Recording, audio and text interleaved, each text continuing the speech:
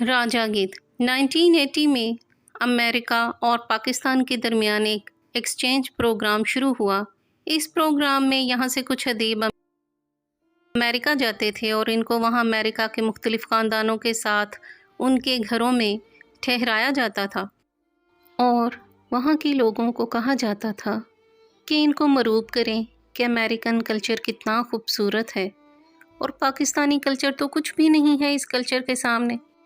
اشفاق صاحب بھی اس پروگرام کے تحت امریکہ گئے اور امریکیوں کے اخلاق و کلچر سے کافی متاثر ہو کر آئے تھے۔ جب وہاں سے آئے تو جواب میں ایکسچینج پروگرام کے تحت ہی ان کے لوگ ہمارے ہاں بھی آتے رہے۔ پاکستان میں جب امریکہ سے لوگ آیا کرتے تھے تو مسئلہ یہ تھا کہ یہاں پر ایسے کوئی گھر نہیں تھے جو پراپرلی پاکستانی کلچر کو بیان کر سکیں، لیکن ہماری پوری کوشش ہوتی تھی کہ اپنے کلچر کے بارے میں انہیں کافی کچھ بتا سکیں اور متاثر کر سکیں۔ اسی طرح وہ ہمارے مذہب کے بارے میں بھی جاننے کی کوشش کرتے تھے۔ اسی پروگرام کے تحت ہمارے ہاں ایک لڑکا آیا جس کے گھر اشفاق احمد صاحب امریکہ جاتے رہتے تھے۔ اس کی ماں کا نام ماریا ہیزل تھا۔ وہ بوڑھی خاتون تھی، وہ تو نہ آ سکی، لیکن اس نے اپنا بیٹا باب ہیزل بھیج دیا۔ وہ ہمارے ہاں جس کمرے میں ٹھہرا اس کا نام کاسنی کمرہ ہے۔ کاسنی کمرہ وہ کمرہ ہے جس میں قدرت اللہ شہاب رہا کرتے تھے۔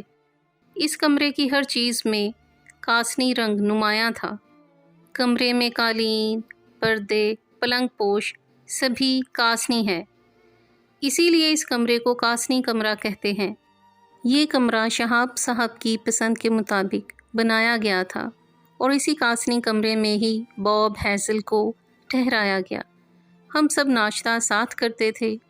ناشتہ کرنے کے بعد میں ڈرائنگ روم میں جہاں ہم اس وقت بیٹھے ہیں، یہ جو صوفے اور چوکے پڑے ہیں، میں یہاں آ کر ان کے پاس کھڑی ہو جاتی اور باہر دیکھنے لگتی تھی۔ باب ہیزل اکثر میرے پاس آ کر کھڑا ہو جاتا۔ وہ کہتا، ہم امریکن ہر کام میں بہت آگے ہیں اور ہمارا مذہب مسیحیت محبت اور امن کا درس دیتا ہے، تو پھر اسلام سب سے بہتر اور مختلف کیسے ہوا؟ میں اسے کہتی کہ اسلام کہتا ہے کہ اللہ ایک ہے، تو وہ مجھے کہتا کہ کیا عیسائی کہتے ہیں کہ خدا تین ہے، یا پھر یہودی یوں کہتے ہیں کہ اللہ دو ہیں؟ میں چپ ہو جاتی، بڑی پریشان ہو جاتی۔ تو دوسرے دن وہ پھر آ جاتا، پھر کہتا کہ بتائیے کہ اسلام میں کون سی ایسی چیز ہے انسانوں کے لیے جو کسی دوسرے مذہب میں نہیں ہے، اور یہ آخری مذہب بنا ہے، تو اس کے پیچھے کیا خاص وجہ ہے جو اسے دوسروں سے ممتاز بناتی ہے؟ میں جب بھی اس سوال کا جواب دیتی بڑا نالائق اور فضول سا ہوتا۔ میرے پاس کوئی ایسا جواب نہیں تھا جو اسے لاجواب کر سکتا، اور مجھے مطمئن ایسے ہی دنوں میں ایک دن میں یہ سامنے والے لان کی طرف منہ کر کے کھڑی تھی۔ اس لان میں ایک درخت لگا ہوا تھا جس کا نام سندری کا درخت تھا۔ سندری کا درخت وہ درخت ہے جس کی لکڑی سے سارنگی بنتی ہے۔ میں سندری کو دیکھتے ہوئے اپنی سوچوں میں گم تھی کہ باب ہیزل آ گیا اور آتے ہی مجھے زج کرنے لگا۔ اس نے مجھ سے وہی سوال دہرایا کہ اسلام کیسے بہتر ہے دوسرے مذاہب سے؟ تو آپ یقین کریں، اس سندری کے درخت میں سارنگی بجنے لگ گئی اور آواز آنے لگی کہ رزق حرام، رزق حرام۔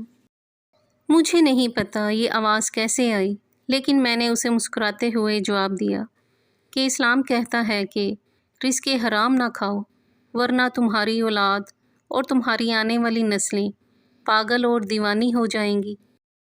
تو جیسے ہی یہ جواب میں نے اسے دیا تو وہ مجھے حیرانگی سے دیکھنے لگا۔ تھوڑی دیر بعد بولا، ٹھہریں بانو آپا، میں ابھی آتا ہوں۔ میں وہیں کھڑی رہی۔ اب میں مطمئن تھی میں اس کو وہ جواب دے چکی تھی جس کی تلاش میں خود بھی تھی۔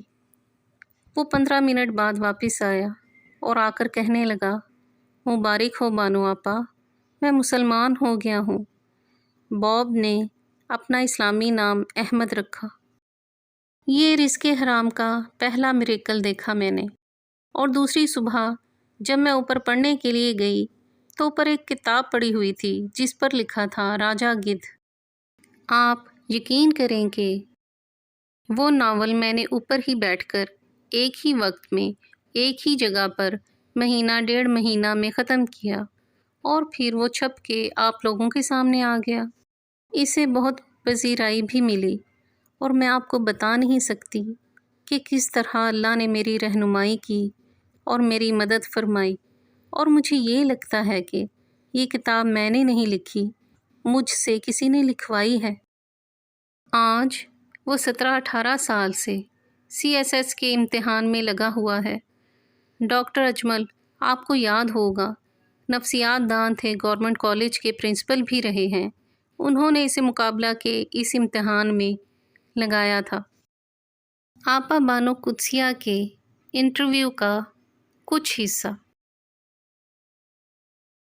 اگر آپ کو ہماری کاوش پسند آئی ہو تو ہماری ویڈیو کو لائک کریں، شیئر کریں، اور ہمارے YouTube channel book shelf official کو سبسکرائب کریں۔ شکریہ۔